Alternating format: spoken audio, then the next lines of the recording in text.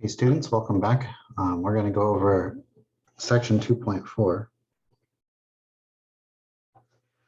Okay, acute angles and right triangles. So 2.4 is solutions and applications of right triangles. Note, significant digits are important digits that give us useful information about the accuracy of measurement. Basic rules for significant digits. All non-zero digits are significant. The leading zeros are not significant. So we've got leading zeros not significant, and the trailing zeros are also not significant. So for the 0.015 here, that has two sig figs, okay, or significant figures, okay? And then for 2400, that's also two significant figures. Okay, the trailing zeros without a decimal are not significant. Trailing zeros with a decimal are significant. Okay, so this trailing zero with a decimal is significant because it gives us accuracy. It tells us, okay, it's accurate. Okay, and then we have 12.7, 3.500. Again, these are significant because they're after the decimal. So any trailing zeros are not significant, and this here is also significant because there's a decimal there. So this number has 120 or 1,290 has 1, 2, 3, 4, 5 sig figs. Okay. And 12.7 has 3 significant figures. Okay. And 3.500 has 4 significant figures. Okay, we have 47 degrees, 64.2 or 64 degrees and 20 minutes, 24 degrees, 15 minutes. Okay, so you can kind of treat the degree symbol as like a decimal point, because you would really have that as like, if you were to change this to just degrees, you would end up with a decimal, like 64.333 would be this. So you could have the 20 there, the 2 and the 0, those are significant. Okay, so you have 4 sig figs there. Okay, and then you can kind of go down the line as well. When adding measured numbers, round the final answer to the least accurate place. When multiplying measured numbers, round the final answer to the least number of significant digits. So least number of significant and the least accurate place just means that basically whatever you're given, you know, you kind of want to go with that accuracy place. So if you're given values that are like 3 significant figures accurate, then you want to end up with, you know, 3 significant figures accurate. And if there's one more number that's more significant, we don't care about that. We care about the one that's the least significant, and we go with that one. Okay, solving an application in trigonometry. 1, draw a sketch and label what is given. Use a variable for the desired unknown. Step 2, write an equation using trigonometric geometric concept. And step 3, solve an equation and check that the answer makes sense. Now, to solve a right triangle, we find the measures of all sides and all angles. Okay, so we want to figure out what are all the sides and all the angles here. So we usually will label the opposite sides lowercase letters, and they're opposite to the uppercase angles. So for example, angle B here is uppercase, side B is lowercase, okay, because it's opposite. Okay, so this would be angle A, or sorry, side A, opposite angle A, and then side C is opposite the right angle. So we know that there's a right angle, and we know that one of the angles is 2840, so we could easily find the third angle here by knowing that angle A is going to be equal to 90 minus angle B. Okay, and so this is 90 minus 28 degrees 40 minutes. Okay, if we subtract this 28 degrees, 40 minutes, we could think of this as 89 degrees and 60 minutes. Okay, we kind of borrow a minute from the degrees. And this is 28 degrees, 40 minutes. So now we can easily subtract, and that's 61 degrees, 20 minutes.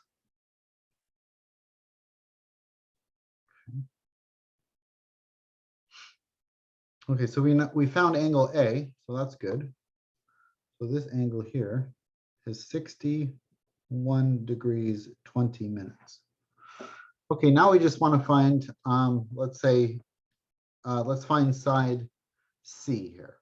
Okay, we know that there's an angle, 28, okay, and we know that we have a side. And so we're going to relate the angle to the side, and then we're going to relate it to the hypotenuse. Well, the trig function that relates the angle to the side to the trig function is cosine, okay, adjacent over hypotenuse.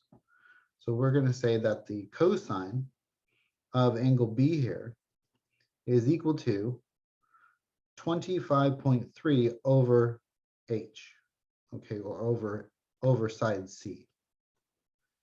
Okay, and there's a unique relationship here algebraically in that if I were to cross multiply and divide, put this over 1, cross multiply and divide, basically the C and the cosine are going to swap places. Okay, I could solve for C by swapping the places of the cosine and the sin. We'll see that in a second here. Let's cross multiply. We get C times cosine B is equal to 25.3 times 1. And then if we divide by the cosine B, essentially what happens is C is equal to 25.3 over cosine B. Okay, and they basically, in essence, swapped spots. Okay, so if you ever get this setup like this, then you can say, well, if we have something equal to a number over a variable and we want to solve for the variable, it's coming up like this. Okay, we want to solve for the variable C here in the denominator, we can just swap what it's equal to. Okay, so we get this guy, and we know that cosine B, 25.3 over cosine B, well, what's B in this case? It's 28 degrees, 40 minutes. I can plug this into my calculator, and I will come away with this being approximately, let's go to the calculator and let's see what that's going to be. So we're going to say that 25.3 divided by the cosine, whoops, no, not that, but divided by the cosine of 28 degrees, 40 minutes. So this is 28 degrees. Let's go to the angle, second apse, and then degree symbol, and then we're going to go to 20 minutes. So this is going to be 20, and then we'll go back to that second apse to get the angle, and then we're going to arrow down to the minutes, and we get minutes. Okay. Okay, and that, am I in the right mode? Let me make sure that I'm in the right mode. Nope, I'm not. I need to be in degree mode. I don't know why it went back to, I guess we were in radian mode before. Okay, so let's do that. If I plug this in, okay, there we go. It's 28.7 or basically 28.8. Okay, so let's go back here and say that this is 28.8, and that's in centimeters. Okay, that's what C was, centimeters. Okay, so C is 28.8 centimeters.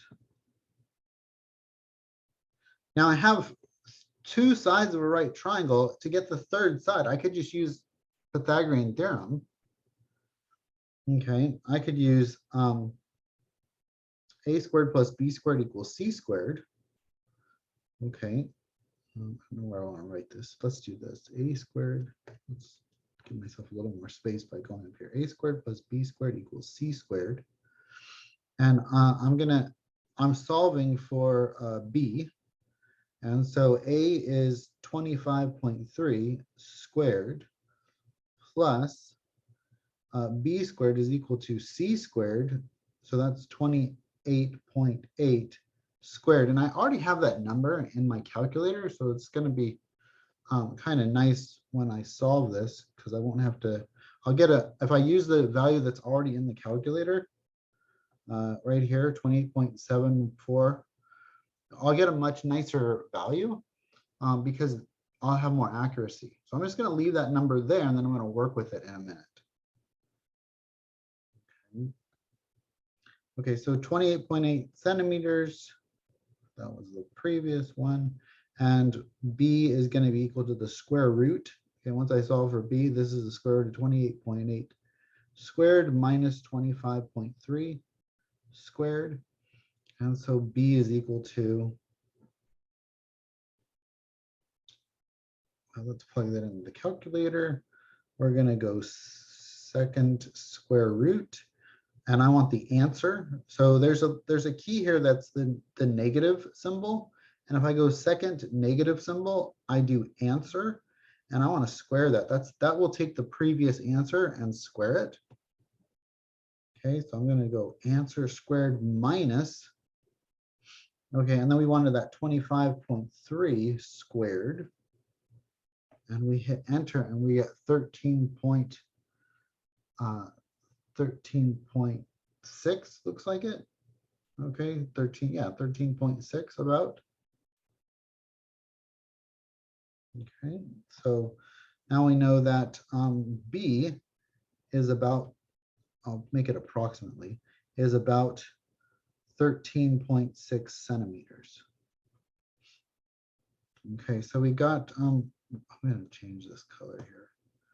Okay, so I can highlight my answers. That is B, that's side B. Okay, angle A was that, and side C was that. So we successfully solved that. Okay, let's look at the next triangle, okay, and see how we're going to solve the next triangle here. Okay, so we have triangle A, B, and C. We have 55.87 and 44.25. Okay, so to find C again, that's just this C here. Okay, C there, it's just Pythagorean theorem, so that's kind of nice. So a squared plus b squared equals c squared. So this is 55.87 squared plus 44.25 squared is equal to c squared.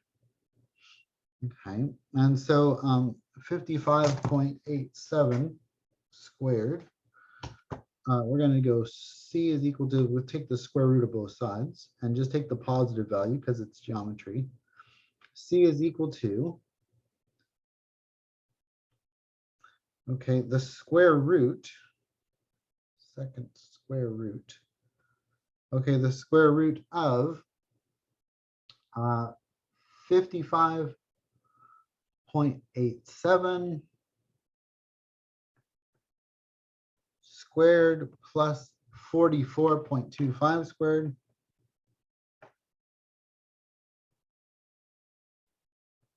Okay, and I'm getting 71.27. Okay, that's good. Okay, so this is about approximately 71.27, and again, it's in centimeters. So that's the third side. Okay, now what I want to do is find the angle. Let's look at angle B real quick. Okay, this angle here. And how can I relate the sides that I've been given to angle B? Well, that's tangent. I can use tangent for that. So I can say that the tangent of angle B is opposite over adjacent, which is going to be equal to 55.87 over 44.25.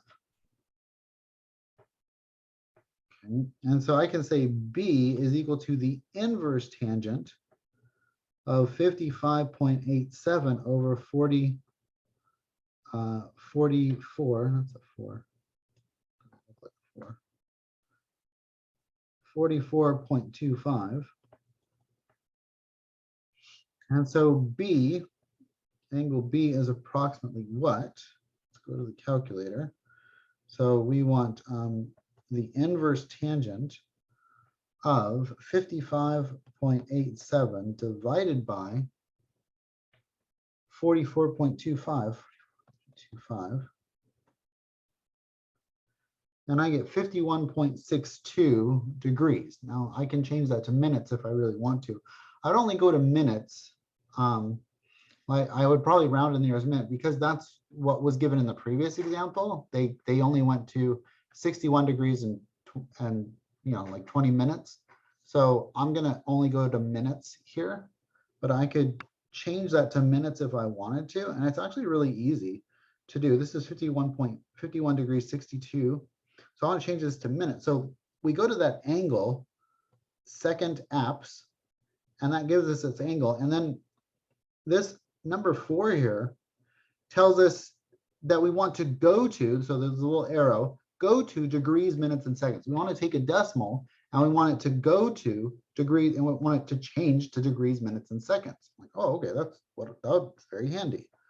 Okay, so let's change that to degrees, minutes, and seconds, and we get 51 degrees, 37 minutes, and 12.616 seconds. So I'm going to round that 12 seconds. I'm going to just drop it off because it's less than half. It's less than 30.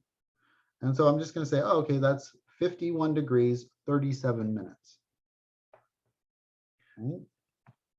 So we're going to say that B is approximately 51.62 degrees, or which is equal to 51.37 minutes, or 51 degrees and 37 minutes.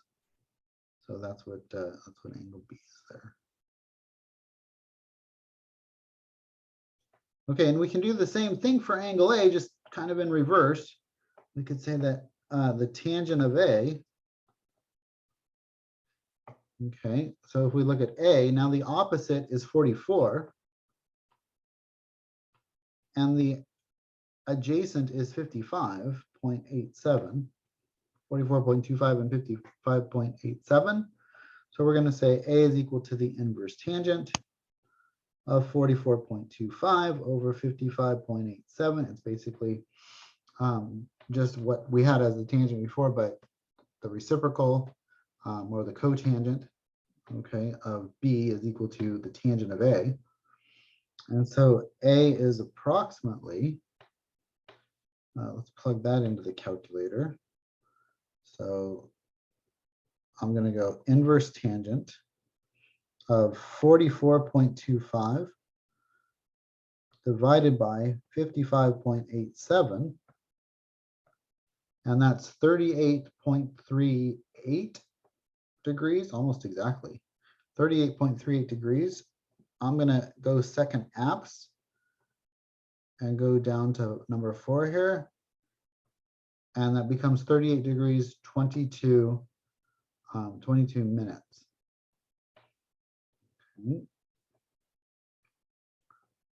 Okay, so let's go back and plug in these values. So this was 38.38 degrees, or 38 degrees and 23. Yeah, we're going to round up because this 47 is almost another minute. So we're going to round up to 23 minutes.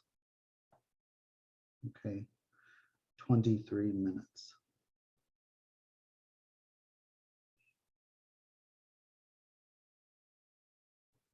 Okay. Okay, angle of elevation, angle of depression. Okay, angle of elevation, you start from the line of sight, you start from the horizontal and you go up. Okay, you go up. So if I were to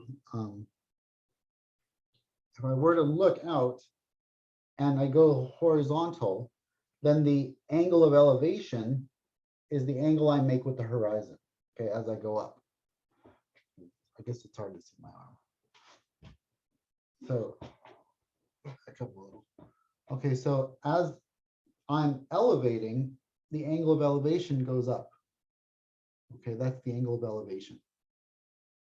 Okay, angle of depression starts with the horizontal.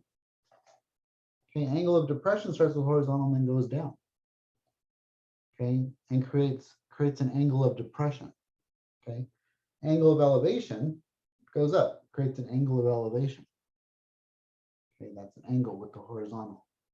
Okay, if I start at the horizontal and then I go down, okay, from the horizontal, I go down, then that's an angle of depression. Okay, so angle of elevation, angle of depression.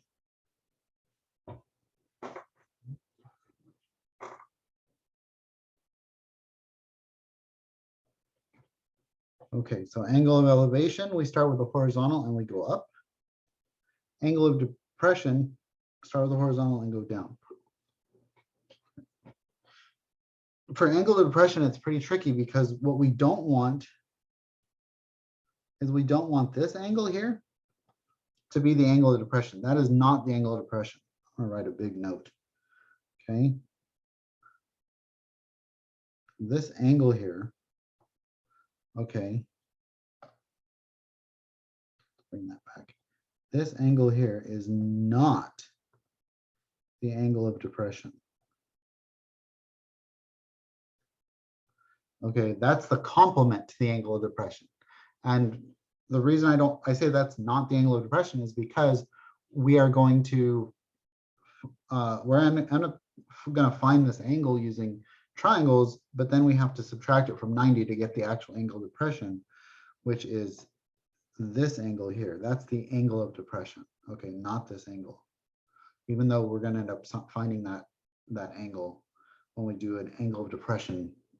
Okay, it's very easy to say, oh, well, it's the angle that I found. No, it's not. It's not the angle you found. It's the complement of that angle is the angle of depression. The angle of elevation is a little easier because we're just going up from the horizontal and we create our triangle like so. Okay, there's a triangle there. I'm gonna put it in red. Okay, so and then we just find that angle based on the relationships that are given to us in the problem. Okay, let's do a couple problems here.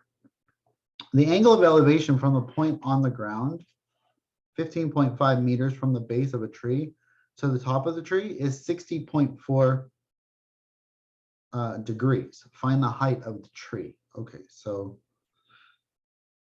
we have an angle of elevation to the top of a tree. And they're saying that this angle is 60.4 degrees. From the point on the ground, that is 15.5 meters. Okay. My picture isn't really accurate because the 60-degree angle should be a lot bigger than that. But this just sets up the relationships. It's fine. This is just a rough sketch.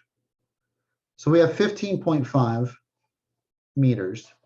H, I'm going to call H the height of the tree, and then 60.4. So what relates H and 15 and 60.4? Well, that's opposite and adjacent sides of a right triangle. There's my right angle. And so this is going to be tangent. So the tangent, oops, lost my A there. The tangent of 60.4 degrees is equal to H over 15.5. Okay, so multiply both sides by 15.5. And we can do this in one fell swoop. Okay. And we could say that h is equal to 15.5 times tangent of 60.4. Let's plug that all into the calculator. 15.5 times the tangent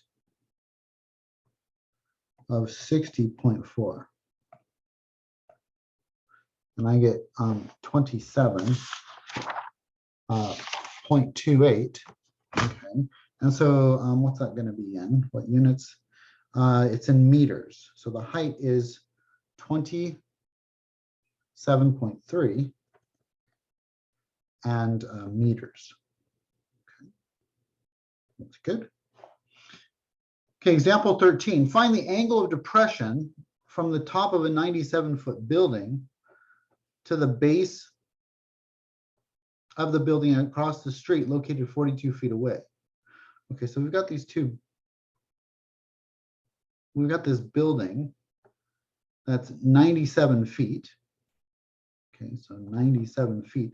And we want the angle of depression from the top of the building, okay, to the base of a building across the street. So we've got, I guess, two buildings here. Okay, and we're actually at the top of the building.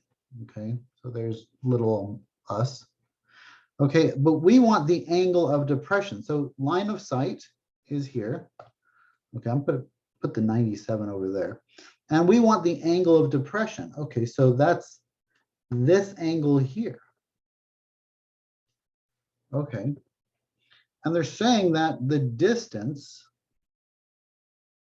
from the building to the other building is 42 feet. So this is 42 feet. Okay, so a couple of ways that we could do this. We could look for this angle here using tangent. Okay, and then subtract that from 90 to get the angle of depression that I want. The angle that I'm really looking for is this angle here. So we could use tangent, the inverse tangent, to figure out what the angle is, and then subtract that from 90 to get the other angle there. Okay, so we could do it that way. The other way that we could do this is use the fact that these are going to be congruent triangles. The top triangle and the bottom triangle are going to be congruent triangles, and we could just solve for this angle, and alternate angles are congruent. Alternate interior angles are congruent. This is just one tick mark. Okay, it's the same as this guy over here. Okay, so those angles are the same. And so if I just called this angle A, we could actually find the angle of depression using that, but because I know that angle A and the angle of depression, I'll call that angle theta. The angle of depression is theta. Theta and A have to be the same. So if I don't use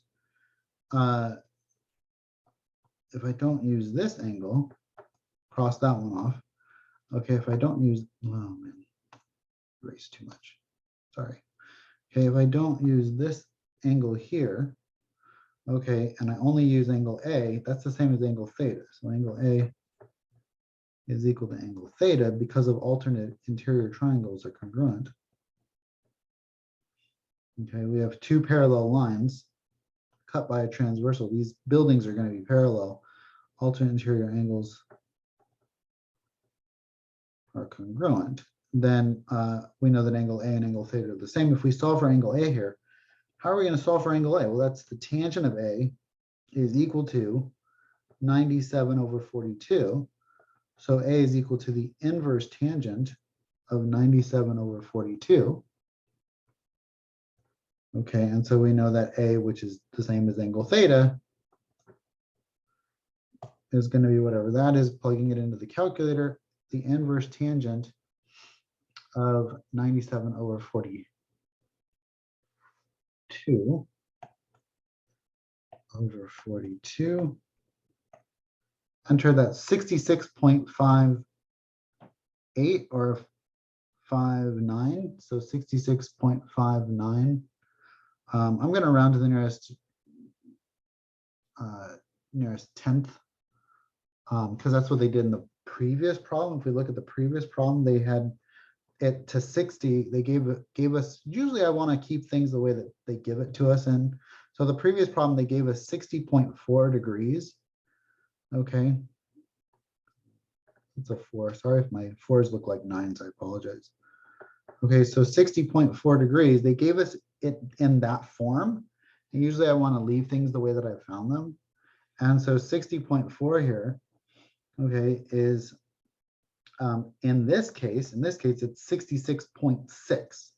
Okay, lovely, 666. 66.6 degrees is angle A. Okay, that's the measure of angle A there. Okay, which is the same as theta, which is the angle of depression. So we found our angle of depression. Okay, is 66.6 degrees. Okay. Thank you for your time and attention, and I'll see you in the next video.